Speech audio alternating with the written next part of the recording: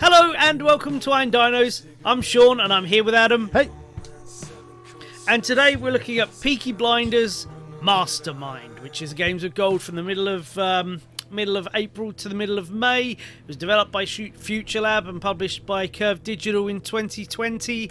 And it is a, I guess you'd call it a puzzle game, a strategy game. Okay. It's a very weird little thing. I thought it was going to be a point-and-click adventure. Yeah, that's what I thought. Yeah.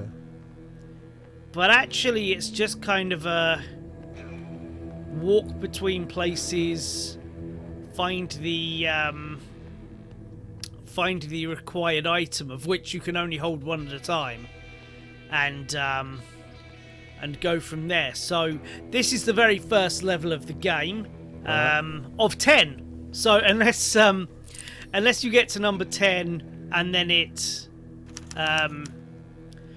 opens more of the menu, but I can't see why it would. It only shows 10 levels. So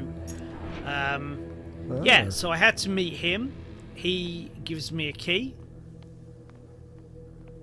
and then I use the key to open the door. I see. Okay. So in a second, there are more mechanics to it than this, but I was amused by walking directly through the people as though there were ghosts there. So there are more mechanics. At this point it does point out one of them, but I don't use it for a while because I've seen big radius cones in a lot of games. I'm very, very aware that that's something not to walk into because you're going to get captured or whatever's going to happen. So Oh, this is quite cool. I'm actually recognising a few things from the show, so it's quite cool. well, I did, having not watched the show yet, I did wonder how accurate it was going to be to kind of the look and feel of the show, because I don't think they've gone for a style that I think works quite nicely for the kind of game it is. Yeah. But it's definitely a budget kind of style. Yeah. Again, that's not really a problem. If you follow this channel at all, you see the kind of things I like to play. I'm not a graphics guy, really, but I am aware when something looks crap because they've not put in the effort, and the difference between that and not having a budget. Right. And you can't blame something for not having a budget. You can blame something for not putting in the effort. Okay. But no, I think this looks fine. For what it is, I think this looks absolutely fine. And I'm sure this is very low budget because it is a BBC. I'm going to assume these guys went to the BBC to get the license. I would have thought so. Rather than the other way round. BBC don't tend to go to... BBC don't tend to go to others for the thing. To get people to make games for them. But you just saw Ava walking under. I thought that was nice and cinematic. And it shows that we're going to be playing... that she's going to be used in a little bit. Yeah. No, I'd say I love the show, so seeing this, it's quite cool. It's there's... I wouldn't say it's 100% accurate, but it's... Obviously they've adapted it for the gameplay. But yeah, you can definitely recognise certain areas, that's for sure. Yeah. So this is me trying to figure out the time mechanics. So what you do is you can control other people. You can see there's time above his head. Yeah. That was how long I can control him. You can then rewind time to change to another character to go to do things in the space that you've previously rewound. Right, I see. I can't imagine that happens often in the show. No. I can't imagine Cillian Murphy dialing time forward and backwards, but that's very heavily what the puzzle mechanics of this game are going to be. So Right, it's just showing Ava's Ava's main ability. She can talk to guards, and when she talks to them, they're distracted away from whatever Cillian Murphy is doing. Right. Oh, that's quite good. Yeah, there's no time skipping in the show. No. It didn't seem like it was going to be that kind of thing, but you never know. You never know. So she can talk to guards and distract them with her womanly wiles, whereas Tommy obviously is the guy that everyone feels or fears or whatever are working for him, so he can command people to perform actions and stuff like that. But it's quite fun because one of the first bits of dialogues in the game is him telling Ada he doesn't need her, and you get into the game and immediately she's absolutely vital to everything he's trying to do. They work well as a team. So I need to steal. There was a cutscene before this, but I cut it out because it wasn't. It was effectively just saying we're going to have a party. We need to steal some champagne, and this is right. Okay. Us stealing some champagne. Is there is there like a story you're following, or is it just like find a there are cutscenes between there are cutscenes between what's happening. So at this point, this is billed as a prequel to the show. Right. So I see. It appears that everyone has just got out of prison or got back from wherever they were, and they're going to have a big celebration. Right. Okay. That was me completing level 1, by the way. This is the start of level 2. There are cutscenes between them, but they're just static images with a load of text. I didn't think that was going to be particularly interesting. That's quite cool. They've done a prequel to the show. I like that. Yeah, it fills in some of the gaps, I guess. I can't imagine there's going to be anything that... That was me completely cocking that up. I do quite like the art style, though. It's very clear what you're doing and stuff. I find sometimes with this style of game, the graphics can almost interrupt the gameplay because it's not clear. But this seems very clear. Yes. Yeah. I'd agree with that. I think it all looks nice and clean. It's like you say, it's nice and clear what you need to do, what you are and aren't interacting with. Can you? Right. So this point, at the last level, you don't control Ada whatsoever. Now we have a party of Tommy and Ada, and occasionally an ally when when Tommy tells them what to do. I was going to say, how often can you use that time thing? Can you use it on anybody that you control, or is it... you can only use it on the very specific people that that allows. It's a very... As a game, it's incredibly restrictive. There's not a lot you can do. Like, right. Anything you look at, it will be clear what you can and can't do with it. Right, I see.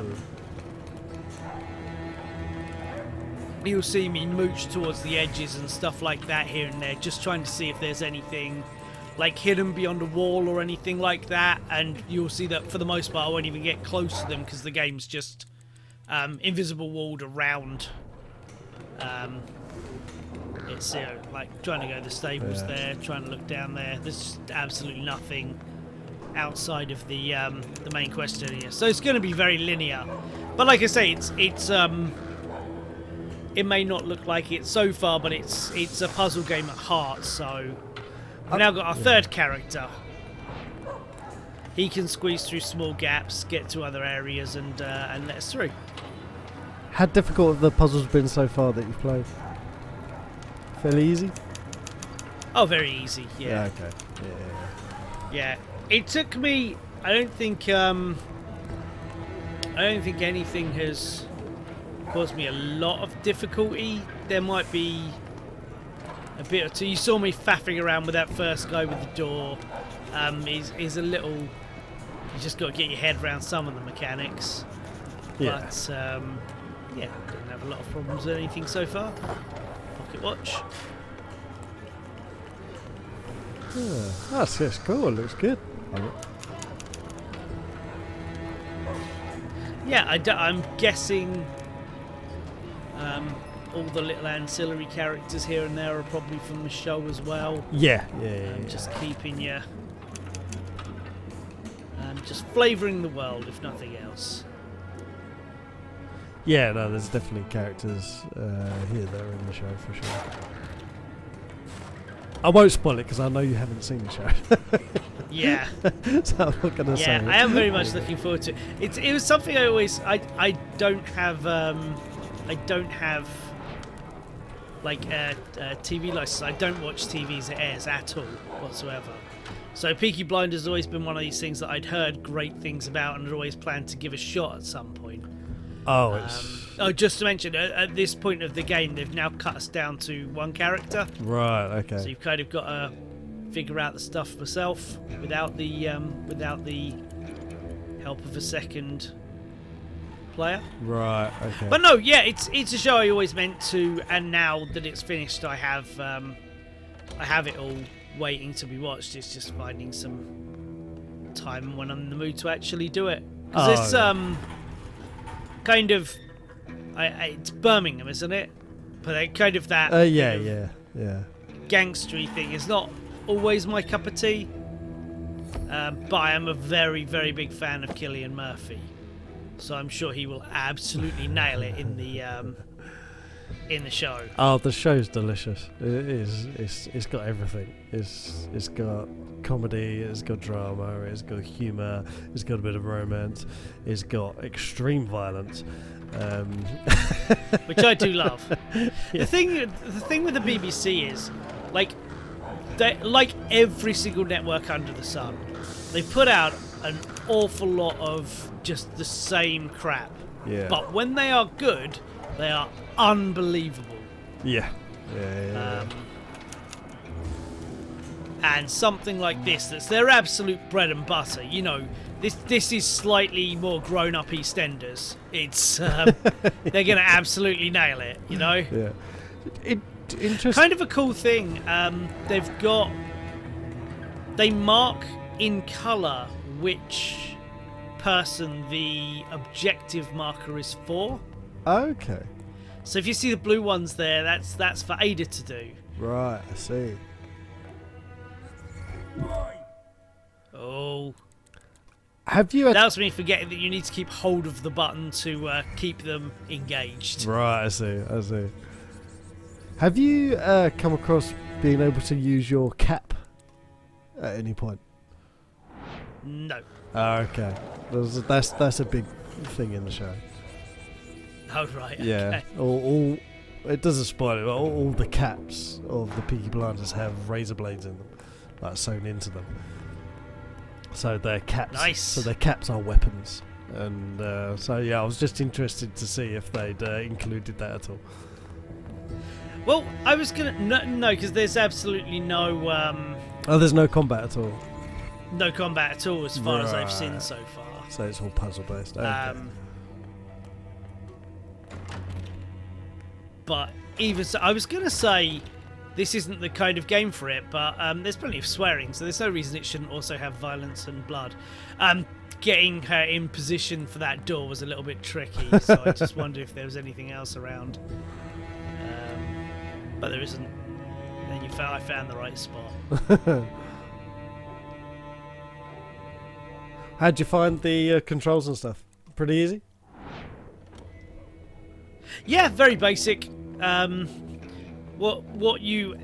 you imagine you control everything is exactly as you do. As you can see, a load of the controls are on screen at all time as well to make things nice and easy for you.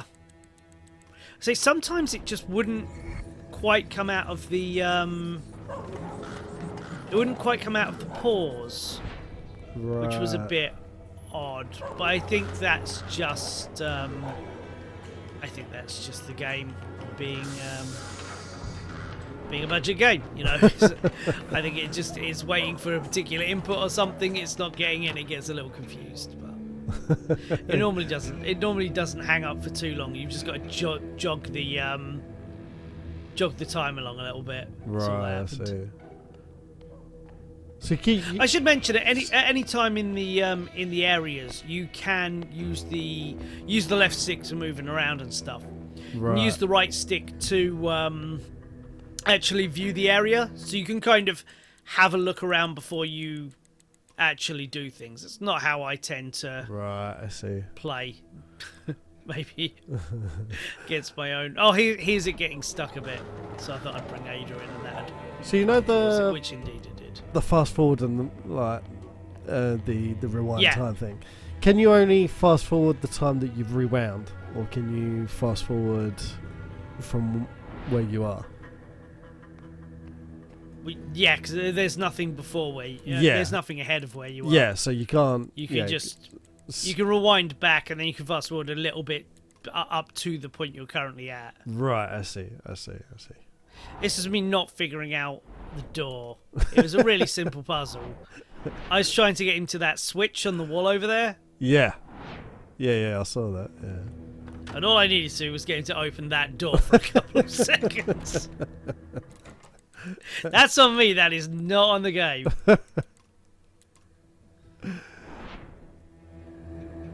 I assume there's probably going to be a lot of that as you get to areas until you understand the puzzle. It's going to be like, oh no, I did that wrong. Rewind.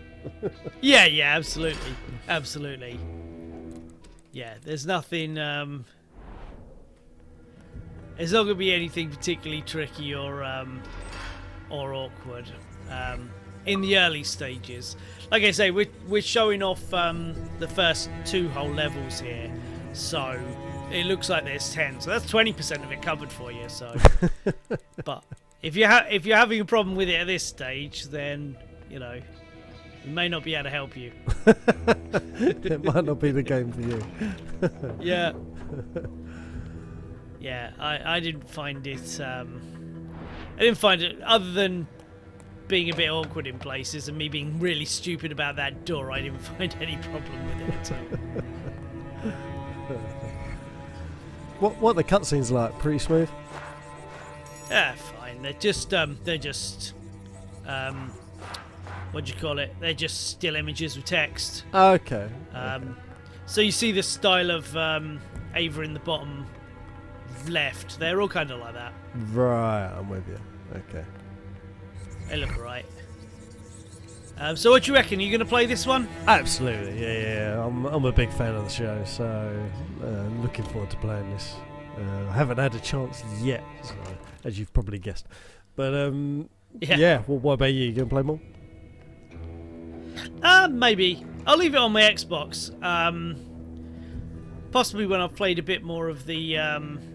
when I've watched a bit of the show, maybe I'll come back and give this a go. Because it's a very chill time. There's nothing... Yeah. There was no concerns or anything. No puzzles that tax the brain. So... Yeah, anyway, this is free for a month, so go download it and enjoy. Bye-bye. See ya.